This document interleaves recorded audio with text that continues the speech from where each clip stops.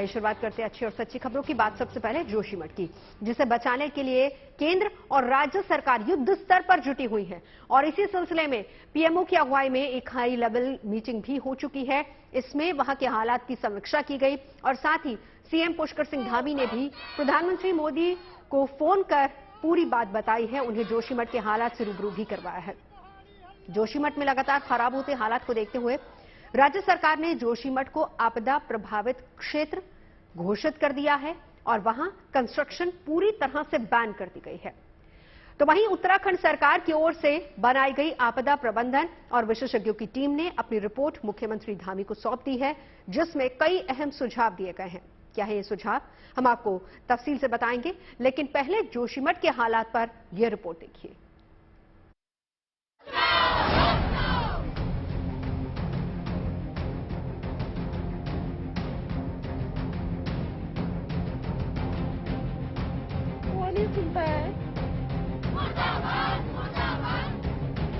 देवभूमि उत्तराखंड के जोशीमठ में प्रदर्शन कर रहे इन लोगों का गुस्सा और आक्रोश हर गुजरते दिन के साथ बढ़ता जा रहा है।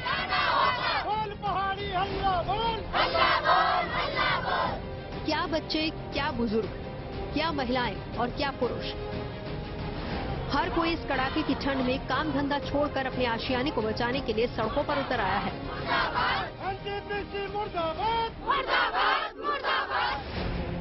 क्योंकि जोशीमठ में जमीन धंसने का दायरा लगातार बढ़ता जा रहा है और इसकी जद में वहां के मकान, दुकानें, सड़कें, धर्मशाला और मंदिर सब तेजी से आते जा रहे हैं। इन हालात के बीच लोग डर के साए में जी रहे हैं।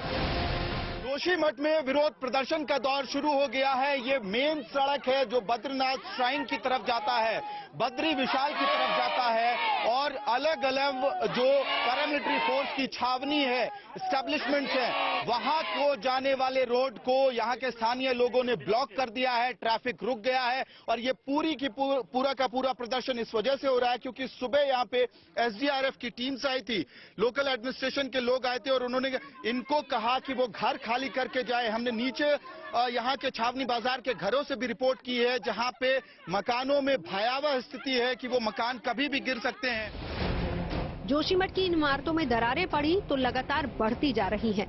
कहीं पिलर धंस रहे हैं, कहीं दीवारें दरक रही हैं, कहीं फर्श उखड़ रहा है तो कहीं इमारतें झुक गई हैं। साथ ही सड़कें भी तेजी से धंस रही हैं, जिससे वहां के हालात लगातार बिगड़ते जा रहे हैं।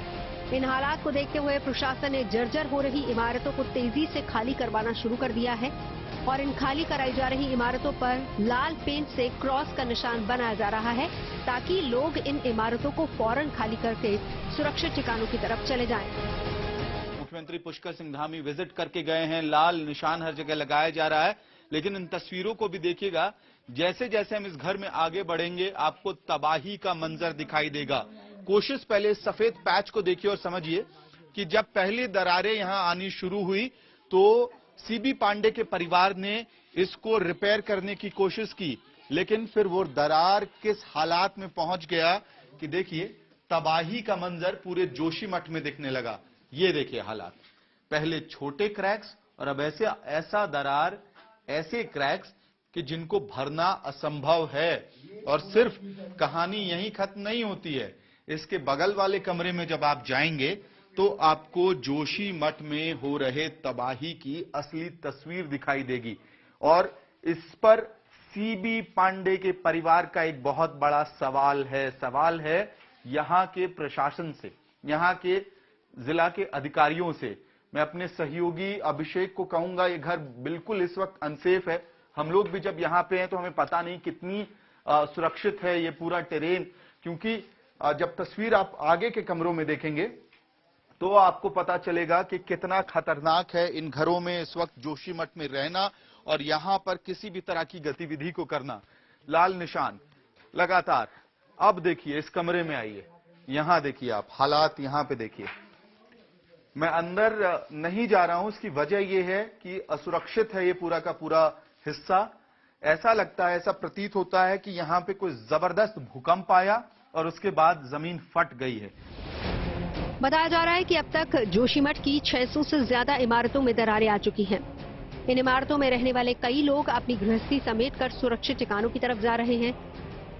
मगर कुछ लोग अभी भी वहां रुके हुए हैं और इन लोगों का आरोप है कि प्रशासन बिना बताए उनके मकानों को सील कर रहा है। क्यों प्रदर्शन कर रहे हैं? सर हमें यहाँ पे खड़े हुए थे, उसके बाद वो लोग आए और सीधे यहाँ पे सील करने लग गए। हमारे छोटे छोटे बच्चे नीचे सो रखे हैं, किसी के 6 महीने के, किसी के 5 महीने के हैं, कि कोई थोड़ा बड़े हैं, और यहाँ पे आके सील कर दे रहे हैं हमें बिगड़ बताए। शासन प्रशासन अभी हमें कोई व्यवस्था नहीं है। आपको घर दिया, रहने के लिए जगह दिया, अभी बोला खुद ढूंढो, कैसे घर पे ढूंढे हम ढूंढने के लिए कहा जा रहा है। कहाँ ढूंढेंगे, हम मिला ही नहीं घर हमें। अब जोशीमठ में दे रहे हैं तो जोशीमठ तो सबका टूट रहा है। सरकार तो आप लोगों के लिए व्यवस्था कर रही है, ऐसा दावा है कि रिलीफ कैंप ले जा रही है।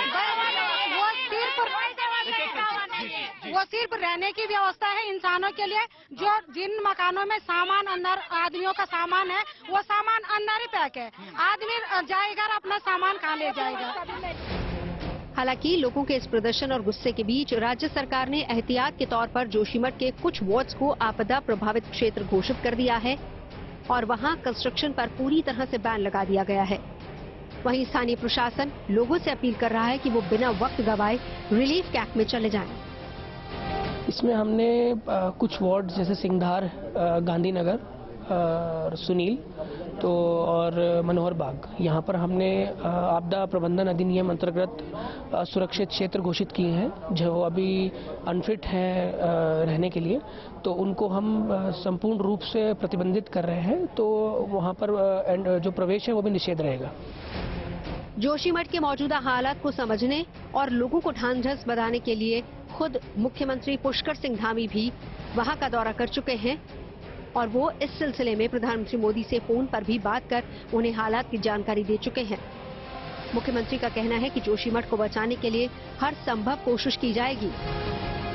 उन सब पर माननीय प्रधानमंत्री जी ने बहुत विस्तार से चर्चा की है और उन्होंने जोशीमठ को बचाने के लिए हर संभव प्रयास जो भी होगा, हर संभव उन्होंने आश्वासन भी दिया है, विश्वास दिया है कि हर संभव वहां पर काम होगा उस शहर को बचाने के लिए और लोगों के लिए हर संभव सहायता का उन्होंने आश्वासन दिया है। जोशीमठ को राज्य के 4 धामों में एक बद्रीनाथ का प्रवेश द्वार कहा जाता है, जिस पर आया ये संकट काफी बड़ा है और इसे टालने के लिए केंद्र और राज्य की टीमें एक्सपर्ट्स के साथ मिलकर काम कर रही हैं। हालांकि हादसे की आशंका को देखते हुए वहां एनडीआरएफ की 1 टीम और एसडीआरएफ की 4 टीमें तैनात कर दी गई हैं। जोशीमठ से अमित भारद्वाज के साथ bureau report, good news today. Uttarakhand के जोशीमठ में सैकड़ों परिवार अब भी नहीं समझ पा रहे हैं कि आखिर जमीन के नीचे चल क्या रहा है। उनके घरों में दरारें पड़ने का सिलसिला तेज क्यों होता जा रहा है। जमीन धंसने से जुड़े इस संकट की जद में एक एक कर 600 से ज्यादा घर कैसे आ गए। ऐसे कई गंभीर सवालों के बीच उत्तराखंड की पुष्कर सिंह धामी सरकार ने जोशीमठ शहर के करीब 1.5 किलोमीटर इलाके को आपदाग्रस्त घोषित कर दिया है और इस फैसले का आधार बनी है वो रिपोर्ट जो राज्य सरकार की तरफ से बनाई गई आपदा प्रबंधन और विशेषज्ञों की टीम ने हाल ही में सौंपी है। इस एक्सपर्ट टीम ने जोशीमठ के मनोहर बाग वार्ड, गांधी वार्ड और सिंधार वार्ड के प्रभावित घरों का दौरा कर रिपोर्ट तैयार की। विशेषज्ञों की समिति ने इस पूरी स्थिति को समझने के लिए भू तकनीकी जांच, भूकंपीय निगरानी समेत 6 अध्ययनों की सिफारिशें की हैं। विशेषज्ञ समिति ने यह भी कहा है कि अगस्त 2022 की रिपोर्ट में सिफारिशें की गई थी जिनका पालन किया जाना चाहिए था। विशेषज्ञों की समिति की साफ सलाह है कि जमीन धंसने की वजह से ज्यादा नुकसान झेल रहे घरों और इमारतों को तोड़ देना चाहिए और फिर वहां से कंक्रीट के मलबे को भी हटा देना चाहिए। विशेषज्ञों की रिपोर्ट में जमीन धंसने की वजह से प्रभावित जगहों पर रहने वाले लोगों को तुरंत किसी सुरक्षित जगह पर शिफ्ट करने का भी सुझाव दिया गया है।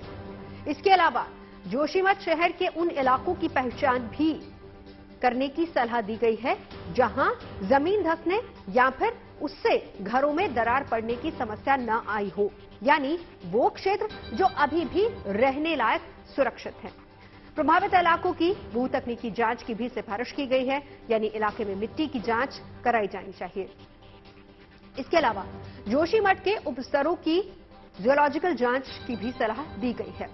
विशेषज्ञ समिति का यह भी कहना है कि जोशीमठ क्षेत्र में भूकंपीय निगरानी यानी कि भूकंप की भविष्यवाणी के लिए भी तैयारी करनी चाहिए। जल निकासी, झरनों, लोकल वाटर टेबल स्रोत की पहचान के लिए हाइड्रोलॉजिकल जांच की भी सिफारिश की गई है। विशेषज्ञों की टीम के मुताबिक जमीन धंसने की रियल टाइम निगरानी भी होनी चाहिए और जमीन धंसने की वजह से 600 से ज्यादा घरों को पहुंचे नुकसान का आकलन होना चाहिए और नींव का भी अध्ययन किया जाए और जरूरत पड़ने पर नींव की रेट्रोफिटिंग भी होनी चाहिए। आपदा प्रबंधन और विशेषज्ञों की टीम की इस सिफारिश के बाद उत्तराखंड सरकार ने जोशीमठ शहर के 1.5 किलोमीटर के इलाके को आपदाग्रस्त घोषित कर दिया है। जानमाल की हानि ना हो, इसके लिए ही 1.5 किलोमीटर के भू धंसाव प्रभावित इलाके को खाली कराया जा रहा है। आज उत्तराखंड की सरकार ने एक 8 मेंबर कमेटी का गठन किया था, जिसमें उत्तराखंड के डिजास्टर मैनेजमेंट अथॉरिटी के सेक्रेटरी भी शामिल थे। उस 8 सदस्यीय टीम ने अपनी रिपोर्ट मुख्यमंत्री पुष्कर सिंह धामी को सौंप दी है और उसमें यह कहा गया है कि जो घर मकान जर्जर हो गए हैं उसको गिरा दिया जाए, ढा दिया जाए और उसके मलबे को हटाया जाए। इसके साथ साथ ये भी उस रिपोर्ट में बात कही गई है कि अगस्त 2022 में जो सर्वे किया गया था और उसके आधार पर जो रिपोर्ट तैयार किया गया था जोशीमठ के लिए, उसमें किए गए रिकमेंडेशंस को अब लागू कर देना चाहिए।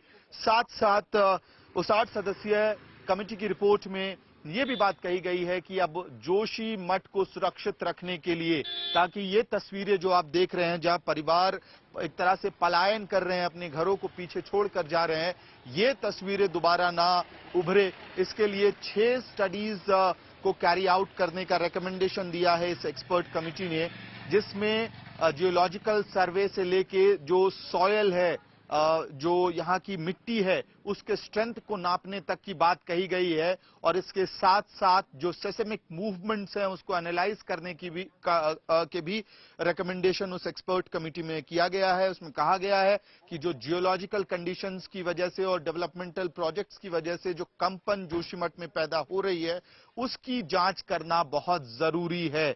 यानी कि एक तरफ बचाव कार्य चल रहा है, दूसरी तरफ पलायन का कार्य चल रहा है, तो जो सरकारी एजेंसियां हैं, जो थिंक टैंक्स और एक्सपर्ट्स को इस पूरे काम में लगाया गया है, वो भी रेकमेंड कर रहे हैं कि आखिरकार जोशीमठ को बचाने के लिए क्या कुछ कदम उठाने की जरूरत है। वीडियो सहयोगी अभिषेक सिंह के साथ मैं Amit Bhardwaj, Joshimath, good news today.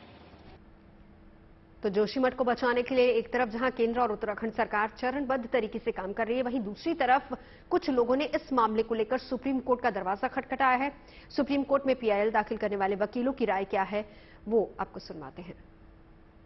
Joshimath में आ रही आपदा को लेकर सुप्रीम कोर्ट में मंगलवार को सुनवाई होने की संभावना है, क्योंकि सोमवार को जब याचिकाकर्ता जगतगुरु शंकराचार्य के वकील ने इस मामले को अर्जेंट हियरिंग के लिए मेंशन किया, तो चीफ जस्टिस ने साफ कहा कि मेंशनिंग करने को जो प्रक्रिया है उससे इसका पालन नहीं किया गया है, लिहाजा उस प्रक्रिया का पालन करते हुए इस मामले को सूचीबद्ध कराना पड़ेगा, तब जाकर मेंशनिंग होगी। यानी मंगलवार को इस मामले को मेंशन करें, उसके पहले पूरी प्रक्रिया का पालन करें, इसके बाद सुप्रीम कोर्ट इस मामले में विचार करेगा कि इस मामले पर अर्जेंट सुनवाई करने की कितनी जरूरत है और इस याचिका पर मंगलवार को ही सुनवाई की जाए या फिर बाद में सुनवाई की जाए। अब हम आपको बताते हैं कि याचिका में क्या क्या कहा गया है। याचिका में यह कहा गया है कि आपदा बढ़ती जा रही है, उसका दायरा बढ़ता जा रहा है, उसकी भयानकता बढ़ती जा रही है। ऐसे में एक ऐतिहासिक और पौराणिक शहर जोशीमठ, जहां आदि जगतगुरु शंकराचार्य ने अपनी तपस्या की थी, ब्रह्म सूत्र का भाष्य लिखा था, उस जगह जहां कल्प वृक्ष है, और उस कल्प वृक्ष के बारे में कहते हैं कि जो कभी नष्ट नहीं होता है, लेकिन उस कल्प वृक्ष को भी नुकसान पहुंच रहा है और वहां पर 30,000 से ज्यादा की आबादी है जिनका जीवन संकट में है।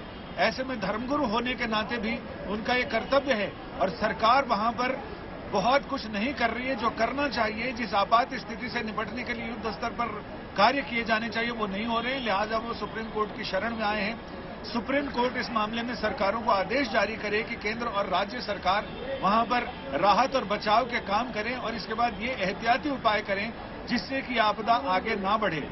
पर्यावरणविदों का यह कहना है कि यहां पर विकास को लेकर इतनी सारी योजनाएं एक साथ चल रही हैं, पहाड़ दुनिया के पहाड़ों में हिमालय नौजवान पहाड़ है, वहां की मिट्टी बहुत जमी नहीं है, बहुत सख्त नहीं हुए, भुरभुरे पहाड़ हैं, जवान पहाड़ हैं, लिहाजा वहां पर भूस्खलन और भूमि धंसने की घटनाएं होती हैं।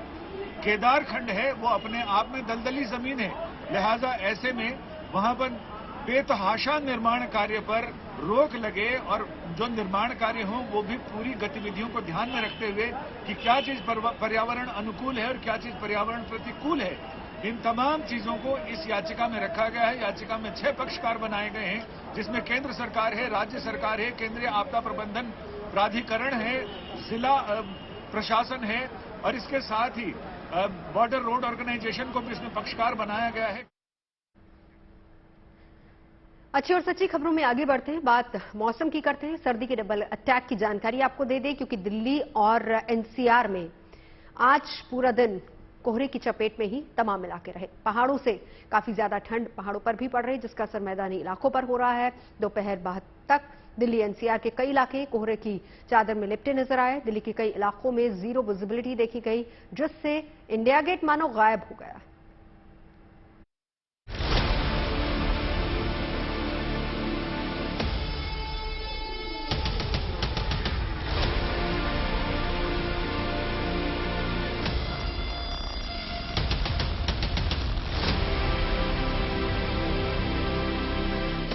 घने कोहरे की वजह से सड़कों पर सन्नाटा है, गाड़ियां चल नहीं रही, रेंग रही हैं।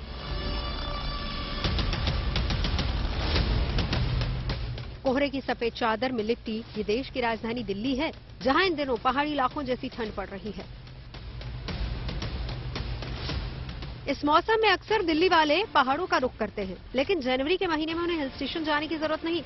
पिछले कुछ दिनों से दिल्ली में पहाड़ों से भी ज्यादा ठंड है। लगातार चौथे दिन दिल्ली का न्यूनतम तापमान 2 डिग्री से भी नीचे है। सोमवार को दिल्ली का न्यूनतम तापमान 1.9 डिग्री दर्ज किया गया, जबकि हिमाचल प्रदेश के धर्मशाला में न्यूनतम तापमान 6.2 डिग्री दर्ज किया गया। शिमला में 9.5 डिग्री न्यूनतम तापमान रहा और मनाली में 4.4 डिग्री तापमान रहा। कोहरे की चादर में इंडिया गेट भी छिपा रहा। आप देख सकते हैं कि किस तरीके से अभी तक जो पूरा इंडिया गेट है वो कोहरे की चादर से इस वक्त जो है वो लिपटा हुआ है। विजिबिलिटी बेहद कम है इन तमाम इलाकों के अंदर और यही वजह है जिसके कारण लोगों को काफी ज्यादा दिक्कतों का सामना जो है वो सड़कों पर अपने दफ्तरों से जब घर जा रहे हैं उस वक्त जो है वो करना पड़ रहा है। आप देखिए कि किस तरीके से इंडिया गेट और आसपास की जो तमाम बड़ी बिल्डिंग्स है वो इस वक्त कोहरे की चादर से जो है वो लिपटी हुई हैं। मौसम विभाग की तरफ से अलर्ट दिल्ली और एनसीआर और उत्तर भारत के अंदर जो है वो जारी किया गया है। हालांकि हाड़ कपा देने वाली इस ठंड में कर्तव्य पथ पर पुलिस और सेना के जवान 26 जनवरी की परेड की रिहर्सल कर रहे हैं। कोहरा इतना ज्यादा है कि रिहर्सल की आवाज तो सुनाई देती है, लेकिन विजिबिलिटी शून्य होने की वजह से जवान नजर नहीं आते। देख सकते हैं यहाँ पर 26 जनवरी की रिहर्सल चल रही है, लेकिन जो मार्चिंग कंटीजेंट है वो आपको शायद ही नजर आए, क्योंकि जो विजिबिलिटी है वो नियरली 0 है और कई इलाकों में 25 से 50 मीटर की है। इसके अलावा जो ट्रैफिक है इसकी वजह से वो भी प्रभावित हुआ है। जितने भी तमाम लोग इस वक्त अपने घर से निकले हैं वो अपनी फ्लैश लाइट, फ्लड लाइट्स को ऑन कर कर सड़क पर चल रहे हैं। आप देख सकते हैं इस बस को, क्योंकि जाहिर है जो विजिबिलिटी वो बेहद कम है फिलहाल दिल्ली की सड़कों पर। दिल्ली पर ठंड की मार भी है।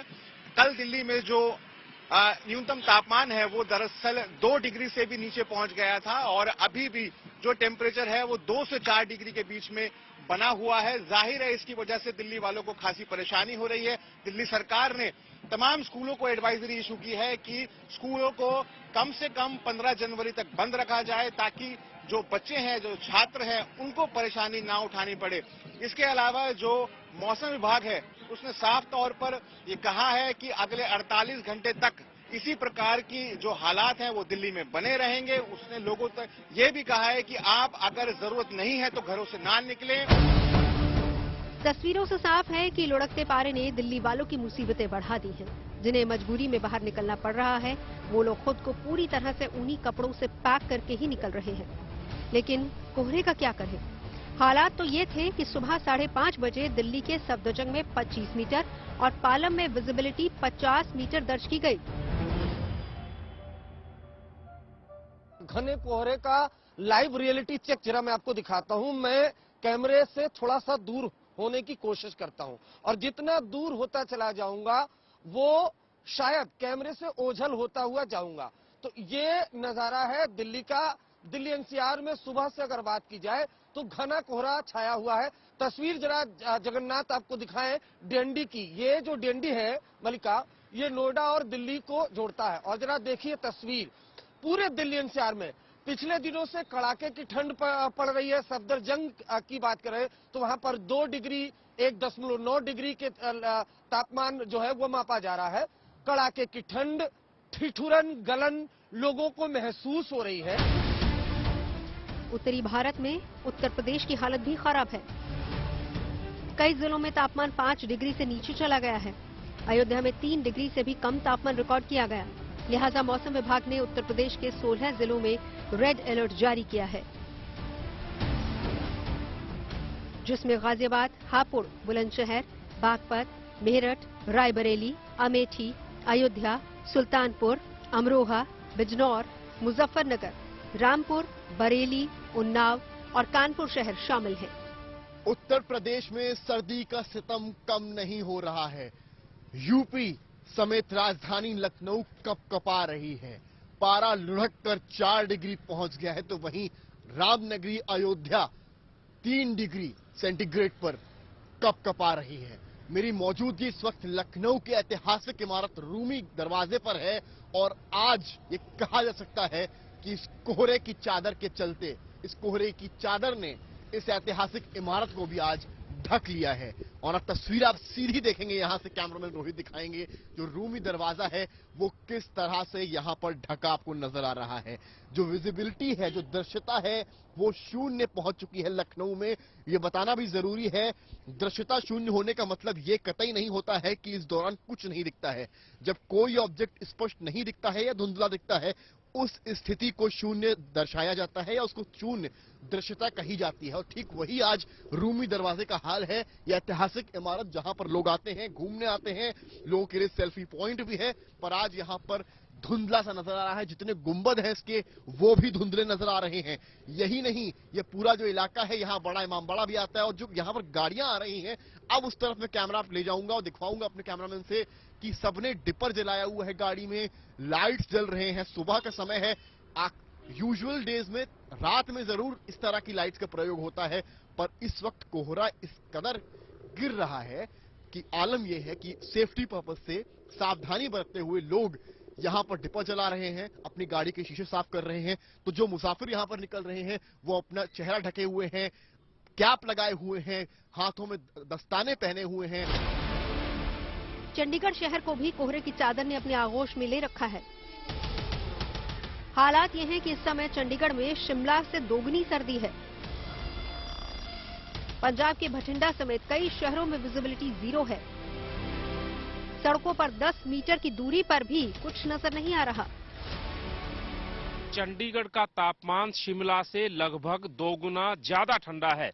अगर कोहरे की बात करें तो जहां पर भी कैमरे की नजर जाती है, ये देख सकते हैं आप कि विजिबिलिटी महज कुछ मीटर की चंडीगढ़ में रह गई है।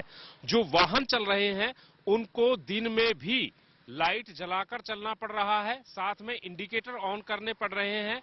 और विजिबिलिटी की एक बार दोबारा से मैं बात करूं तो विजिबिलिटी महज कुछ मीटर की है। ये पुलिस की जो पीसीआर वैन है जो आपको अभी दिखाई नहीं दे रही है, ये आगे बढ़ती आ रही है और महज मेरे से तकरीबन 5 से 7 फीट की मीटर की दूरी पर है। लेकिन कोहरे में जिस तरीके से ये ओझल हो रही है वो अपने आप में बता रहा है कि मैदानी इलाकों में हाल क्या है। इस गिरते तापमान के साथ ही कोहरे की वजह से ट्रेनों की रफ्तार भी धीमी पड़ गई है और इस देरी की वजह से यात्रा कर रहे लोगों को खासी परेशानियों का सामना करना पड़ रहा है। लेकिन गुड न्यूज ये है कि आने वाले कुछ दिनों में सर्दी के सितम से राहत मिल सकती है। मौसम वैज्ञानिकों का मानना है कि 11 जनवरी के बाद से मौसम में सुधार होगा। WD आ रहा है, ऑलरेडी स्टार्टेड। रेन स्नो हो रहा है जो हिमालयन का एरिया जैसे जम्मू कश्मीर है, हिमाचल है, ऑलरेडी स्टार्टेड। सो जो सेकंड WD आ रहा है, जो 10th नाइट 11th, वो काफी एक्टिव WD है और उसके इम्पैक्ट में जो हिल्स में हैवी रेन स्नो वार्निंग हम लोग दिए हैं Jammu Kashmir Himachal Pradesh on 11-12 and also हम लोग जो है प्लेन्स जैसे पंजाब, हरियाणा, चंडीगढ़, दिल्ली, उत्तर प्रदेश, मेनली पश्चिम उत्तर प्रदेश, लाइट रेन ड्रिजिल हो सकता है 11 नाइट और 12th मॉर्निंग।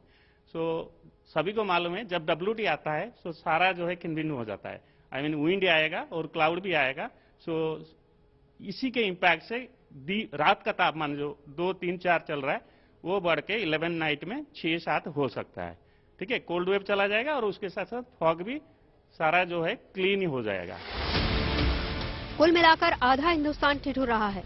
हालांकि जल्द ही इस हाड़ कपा देने वाली ठंड से राहत मिलने वाली है, लेकिन तब तक बहुत एहतियात से रहने की जरूरत है। दिल्ली से अरविंद, लखनऊ से समर श्रीवास्तव, चंडीगढ़ से सत्येंद्र चौहान के साथ bureau report, good news today. वैसे पूरा उत्तर भारत और पश्चिम भारत इन दिनों कुदरत के डबल अटैक से जूझ रहा है। उत्तर भारत में ठंड का सितम कितना है वो आप इसी से समझ सकते हैं कि कानपुर में 1 से 7 जनवरी तक हृदय रोग संस्थान की OPD और इमरजेंसी में करीब 4,862 मरीज पहुंचे और शीतलहर की वजह से 90 से ज्यादा लोगों की जान हार्ट अटैक की वजह से चली गई। एहतियात बढ़ती जा रही है और एहतियात यही है कि आप खुद को ठंड से बचा कर रखें। ठंड का कहर सड़कों पर भी देखा जा रहा है। कोहरे की वजह से सड़कों पर हादसों का सिलसिला शुरू हो चुका है। यूपी से लेकर बिहार तक दर्जनों मौतें रजिस्टर हो रही हैं। आज कोहरा इतना ज्यादा रहा कि सुबह के वक्त दिल्ली कोहरे में छिप गई। सड़क पर इतना घना कोहरा था कि 25 मीटर तक दिखना दूभर हो रहा था। कोहरे में सड़क दुर्घटनाएं बढ़ती जा रही हैं, लेकिन कुछ बातों का ख्याल रखकर आप खुद को सुरक्षित रख सकते हैं। कोहरे के कारण सड़क पर हो रहे इन हादसों से बचने के लिए एक्सपर्ट्स की सलाह क्या है वो हम आपको बताते हैं। रास्ते में धुंध या फिर कोहरा हो जाए तो कार में फॉग लाइट्स का इस्तेमाल करना चाहिए, जिनके सहारे आप आसानी से दूर तक देख सकते हैं। वहीं हाई बीम के बदले लो बीम पर हेडलाइट जलाना भी हादसों से बचा जा सकता है, क्योंकि लो बीम पर रोशनी नहीं फैलती। कोहरे में कार धीमी रफ्तार से चलानी चाहिए, क्योंकि कई बार ऐसा होता है कि कोहरे के साथ ओस भी पड़ने लगती है और इस वजह से सड़कें भी गीली होती हैं। और इसके अलावा सामने से आने जाने वाले लोग और गाड़ियों पर भी नजर नहीं जाती, तो कार धीरे चलाएं ताकि आगे की चीजें और आसपास की चीजें आसानी से नजर आएं। इसके अलावा अगर कहीं मुड़ना हो तो इंडिकेटर थोड़ा जल्दी ऑन कर देना चाहिए, ताकि पीछे वाली गाड़ी को भी अंदाजा हो सके और ब्रेक लगाने के लिए वक्त मिल सके। घने कोहरे में सड़क के बीचों बीच चलने के बजाय बाएं और या फिर पीली लाइन के सहारे गाड़ी को आगे चलाना चाहिए। और अगर आप एक्सप्रेसवे और हाईवे पर ड्राइविंग कर रहे हैं तो स्पीड का बहुत ख्याल रखना होगा। और सबसे अहम बात यह है कि जो वाहन चलाते वक्त हमेशा ध्यान रखनी चाहिए वो ये है कि सीट बेल्ट जरूर पहने। और कोहरे के दौरान हादसे ज्यादा होते हैं, तो ऐसे में सीट बेल्ट लगाना आप बिल्कुल ना भूलें। कोहरे के बीच ड्राइविंग करना बेहद खतरनाक होता है, लेकिन जरूरत पड़ने पर घर से बाहर भी निकलना पड़ता है। ऐसे में सेफ ड्राइविंग के क्या है नियम और आप कैसे सड़क हादसे से अपने आप को बचा सकते हैं, जानने के लिए मेरे सहयोगी वरुण सिन्हा ने ट्रैफिक पुलिस से बात की। इस समय टेम्परेचर जो है वो लगभग 4 डिग्री सेल्सियस के है, लेकिन उसके साथ साथ यहाँ पर कुछ आपको ट्रैफिक वाले लगातार सुबह से रूल्स को फॉलो कराने का कोशिश कर रहे हैं।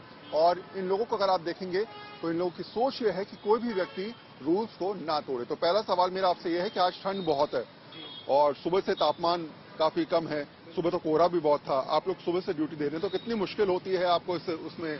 सबसे बड़ी बात है कि ठंड में विजिबिलिटी बहुत कम हो जाती है और ट्रैफिक में लोग अगर अपनी सीट बेल्ट और हेलमेट का फॉलो करें तो उनकी सेफ्टी बहुत बढ़ जाती है, क्योंकि हेलमेट लोग हीरोपंथी में नहीं पहनते, लेकिन ठंड से बचाता है, लोग ये भूल जाते हैं, सेफ्टी के लिए भी है। आज की डेट में ठंड के मौसम में ट्रैफिक अवेयरनेस कितनी ज्यादा जरूरी है? इसमें तो कोई दो राय नहीं है कि पब्लिक का चालान हम काटेंगे तो वो बहस करेगा, उसका बहस का एक उद्देश्य मुझे छोड़ दो बस, बाकी सबका चालान काट दो, मुझे छोड़ दो। जबकि चालान काटना प्रायोरिटी में नहीं आता हमारा। अगर वो अपनी गलती मानता हम चालान भी छोड़ देते हैं, इतनी बड़ी कोई बात नहीं है। लेकिन पब्लिक अगर समझदारी से काम ले तो चालान की जरूरत ही नहीं पड़ेगी। हमसे बातचीत करने के लिए साफ है कि इस मौसम में अपना ख्याल रखिए, घर से बाहर जब भी आप निकल रहे हैं तो ट्रैफिक के नियमों का पालन करें और तेज रफ्तार गाड़ी बिल्कुल ना चलाएं। शायद ये छोटी छोटी बात है जो अगर आप समझ जाएं तो निश्चित तौर पे सेफ जर्नी के साथ आप अपने गंतव्य तक आसानी से पहुंच पाएंगे। कैमरा पर्सन मनीष झा के साथ Varun Sinha, good news today के लिए।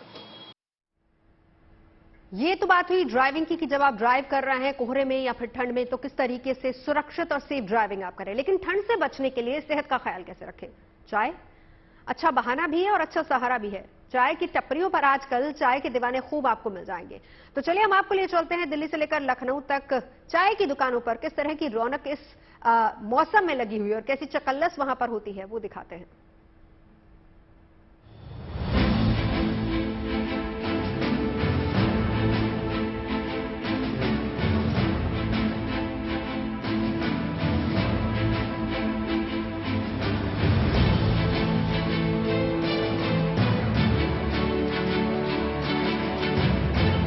दिल्ली हो, लखनऊ हो, जयपुर हो, जालंधर या फिर काशी, सबका हाल एक जैसा है। ठिठुरन बढ़ रही है और रोजाना दिन का इस्तेकबाल कर रही है सर्द कोहरे की मोटी चादर। बेशक पारा गिरा है, लेकिन साथ ही चाय का उबाल लोगों को राहत और सुकून भी तो दे रहा है।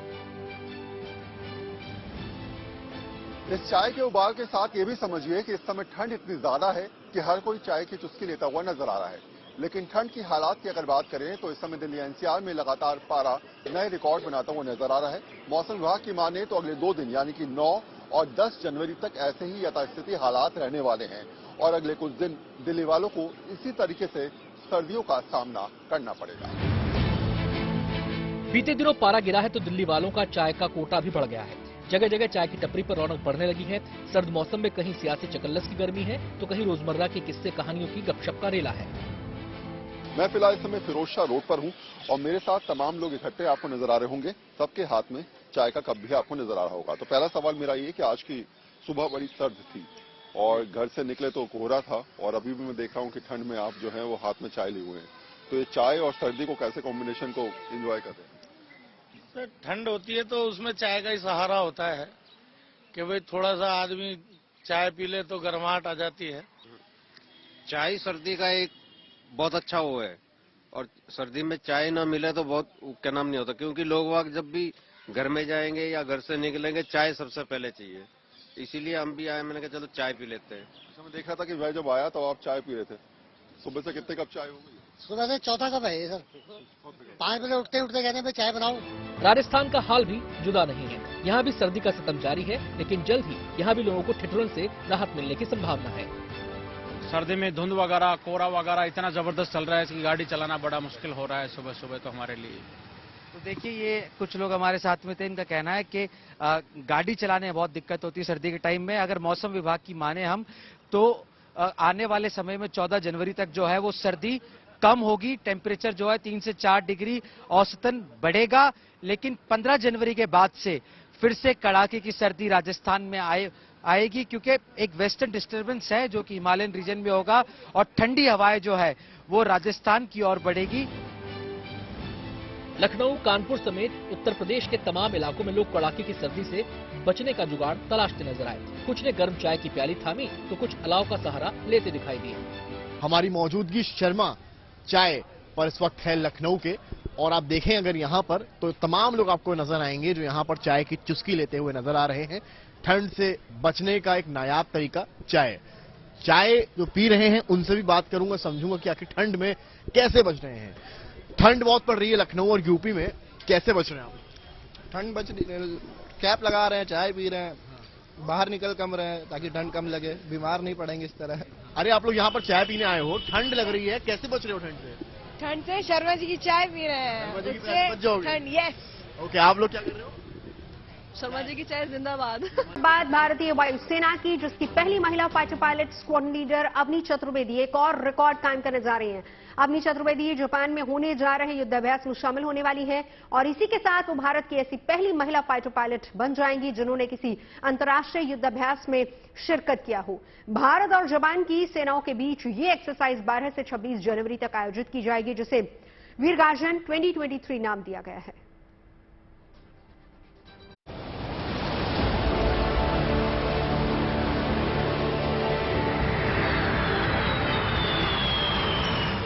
जब हौसला बना लिया ऊंची उड़ान का, फिर देखना फिजूल है कद आसमान का।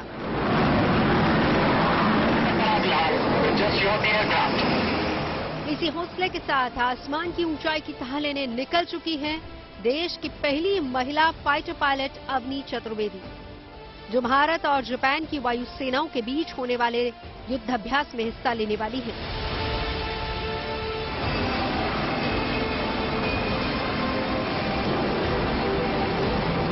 वैसे तो 2 महिला फाइटर पायलट्स ने फ्रांसीसी वायुसेना सहित कई देशों की सेना के साथ युद्धाभ्यास किया है, लेकिन विदेश जाकर एक्सरसाइज करने का ये मौका पहली बार अवनी चतुर्वेदी को मिला है।